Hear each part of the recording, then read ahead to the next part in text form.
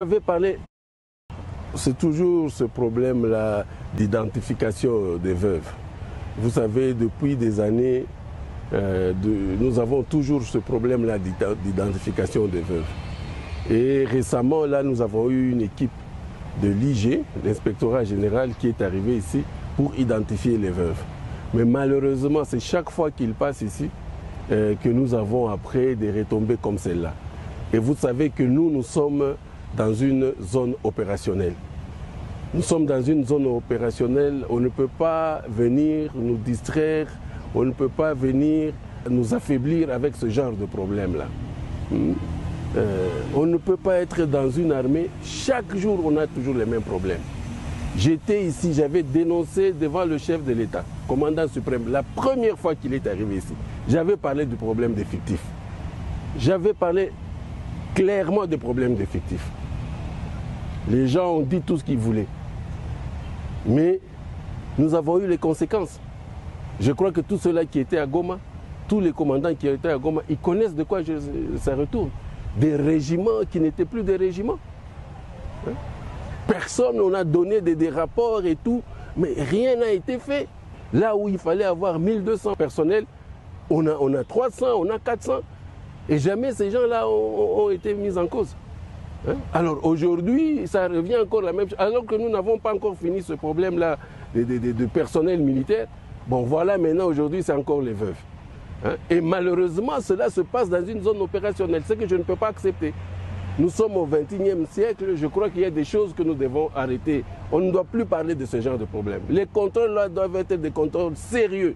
Et le contrôle, si le contrôle est sérieux, on va voir le résultat. Un militaire qui est au front, comme maintenant là, nos militaires sont en train de combattre là, le CRP M23, la milice de Thomas Lubanga, qui est, n'est-ce pas, allié au M23. Nos militaires sont en train de mourir. Mais s'il y a un militaire qui est devant l'ennemi, il apprend que les veuves ne sont pas payées. Pourquoi est-ce que ce militaire-là va se sacrifier? Il va dire le jour où je vais mourir, ça sera la même chose pour mes enfants. Ça touche vraiment au moral militaire. Ça touche au moral de ces combattants, de ces hommes-là qui sont vraiment à la ligne de front. Comment est-ce qu'ils vont combattre s'ils savent que s'ils meurent, à leur mort, on ne va pas s'occuper de veuves, qu'on va traiter leurs veuves comme on est en train de le faire aujourd'hui, qui vise à déstabiliser toutes les opérations. Ça vise à déstabiliser.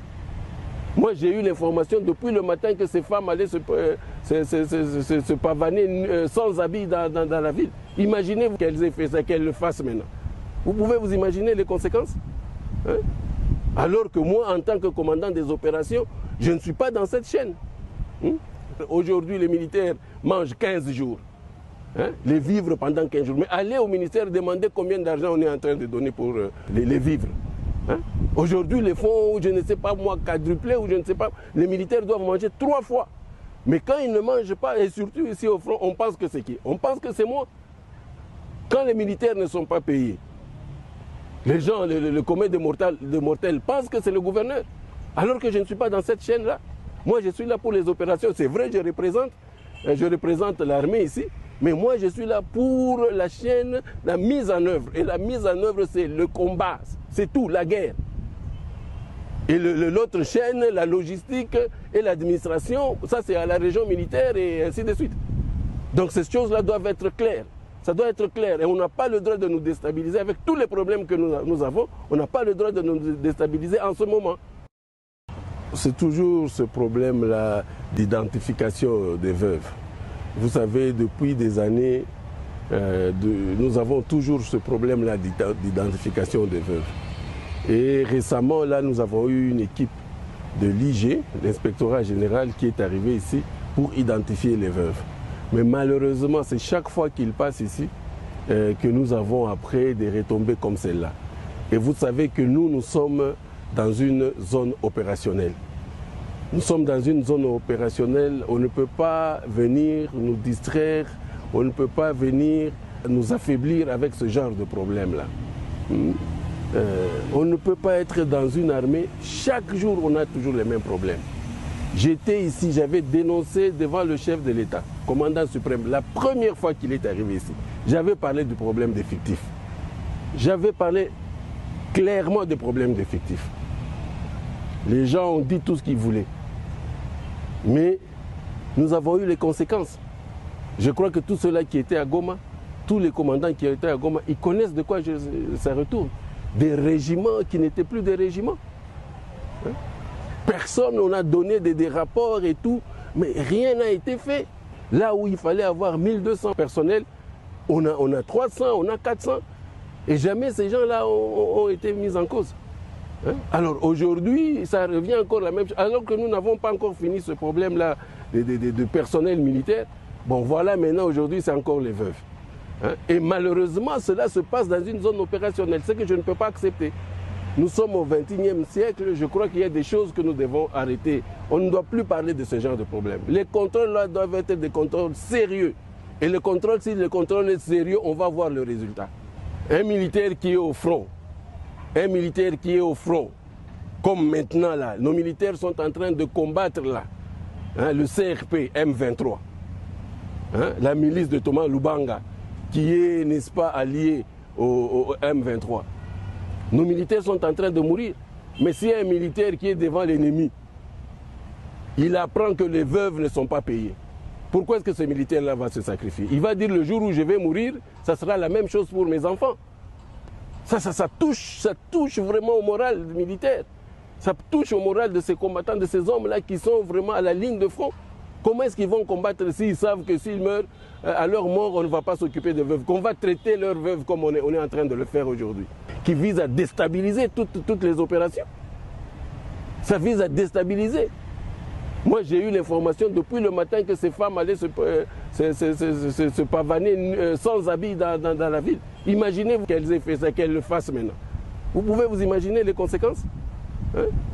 Alors que moi, en tant que commandant des opérations, je ne suis pas dans cette chaîne. Hein? Aujourd'hui, les militaires mangent 15 jours. Hein? Les vivres pendant 15 jours. Mais allez au ministère demander combien d'argent on est en train de donner pour les vivres. Hein? Aujourd'hui, les fonds, je ne sais pas moi, quadruplés, ou je ne sais pas, les militaires doivent manger 3 fois. Mais quand ils ne mangent pas, et surtout ici au front, on pense que c'est qui? On pense que c'est moi. Quand les militaires ne sont pas payés, les gens, le commun de mortels pensent que c'est le gouverneur. Alors que je ne suis pas dans cette chaîne-là. Moi, je suis là pour les opérations. C'est vrai, je représente l'armée ici. Mais moi, je suis là pour la chaîne, la mise en œuvre. Et la mise en œuvre, c'est le combat. C'est tout, la guerre. Et l'autre chaîne, la logistique et l'administration, ça c'est à la région militaire et ainsi de suite. Donc ces choses-là doivent être claires. Ça doit être clair. Et on n'a pas le droit de nous déstabiliser. Avec tous les problèmes que nous avons, on n'a pas le droit de nous déstabiliser en ce moment. C'est toujours ce problème-là d'identification des veuves. Vous savez, depuis des années, nous avons toujours ce problème-là d'identification des veuves. Et récemment, là, nous avons eu une équipe de l'IG, l'inspectorat général, qui est arrivé ici pour identifier les veuves. Mais malheureusement, c'est chaque fois qu'ils passent ici que nous avons après des retombées comme celle-là. Et vous savez que nous sommes dans une zone opérationnelle.